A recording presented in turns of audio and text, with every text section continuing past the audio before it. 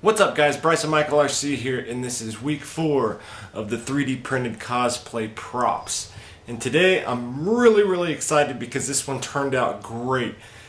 I'm getting better as I go, better and better each time that I go. Not only did this one turn out better, but this one went way smoother the entire time. Everything that I did in this just turned out phenomenal. I was so happy with the end product. Today we're going to be showing you a Kylo Ren helmet. But first, check out what's behind me. For the first 3 episodes, I've been sitting at a table, getting all my stuff out of a box, and in the last video, me and my son mentioned building a LED shelf. Now I want to get 2 of these right here, not just this one. I want to get the exact same one. Lucky for me, they're on sale at Walmart right now for only 20 bucks. This big, gigantic shelf. I want to get another one and set it right next to it, and I'm gonna have to, because this I still got some shelves down here below that you can't see right now, but they're gonna fill up quick because we've got 2 other helmets that are printing at this very moment. Well, 1 other helmet that's printing at this very moment, and 1 other helmet that I'm actually working on at this moment. And by the time you see this, there will probably be a 3rd helmet being printed. So I don't know. I don't know if it's going to be a helmet. I don't know if it's going to be a prop. We discussed in the last video about doing the Thor, the brand new Infinity Wars battle axe, I guess is what it's called. I don't know. I don't know what's going to be on the docket. We've only got the next 2 after this worked out in our minds right now. So after this next one gets done printing, then we'll decide the next one to do. And I really want to do a Batman. Something to do with Batman. Behind me, I was going to make a build video for this entire shelf, but I decided not to. So it's just a shelf you buy at Walmart and you put together, and then I put LED lights on it. I think it looks pretty good. I'm pretty excited about it. It's a lot better set than what was in the previous videos, the previous 3 videos. So anyways, week 4, let's kick it off.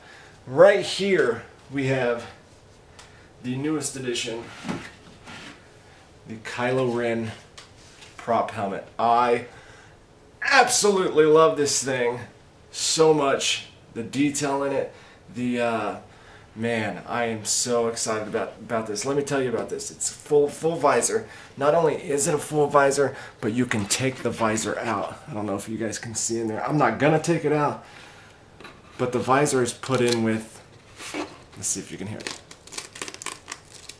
Yeah, it's put in with Velcro.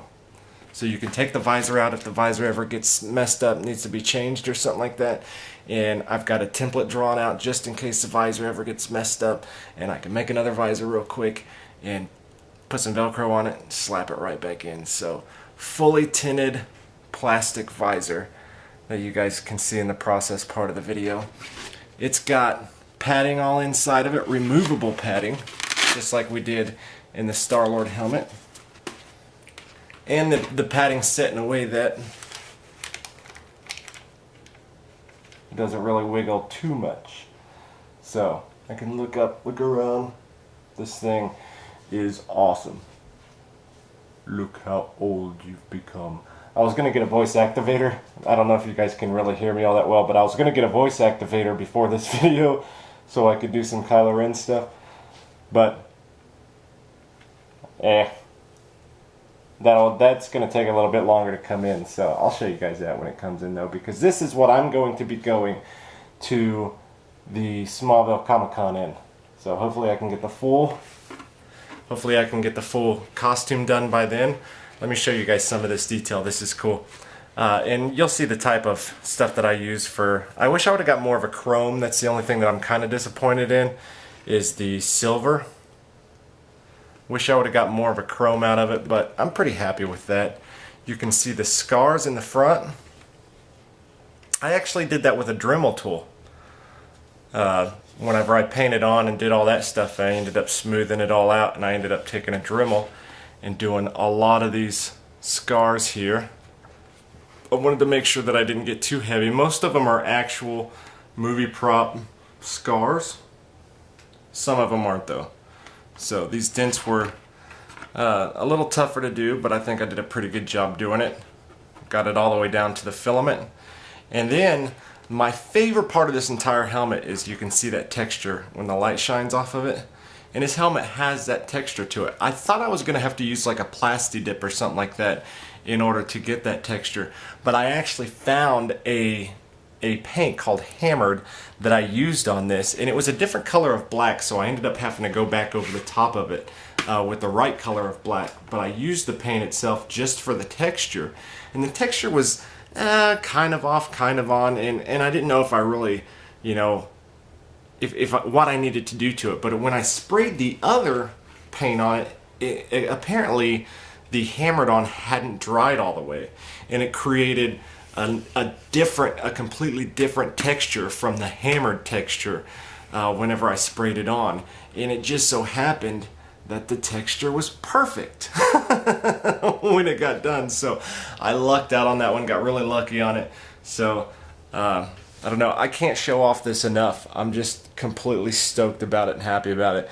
And I decided that whenever I started getting good enough at these to really make some good quality products, then I was going to, because this is a gigantic helmet, and just the way that the print file is, which will be included in the description if you guys would like to go download this prop from Thingiverse. I used Thingiverse. I don't remember the guy that made it. I apologize for that, but that will be left in the description as well. I think what I'm going to end up doing with these ones that I really like is I'm going to make mold castings of them.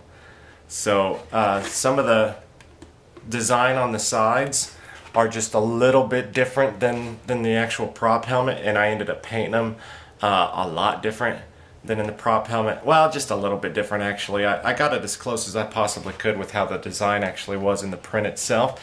And so I want to mold this, and then I can go in with a Dremel tool and actually correct a lot of the designs and stuff in it. And the way that I painted this, I've already got all that down and stuff, so I know for a fact I can make an actual movie quality replica, and I really want to get it to where the front pops out and goes up whenever you take it off. That's kind of it. Here's an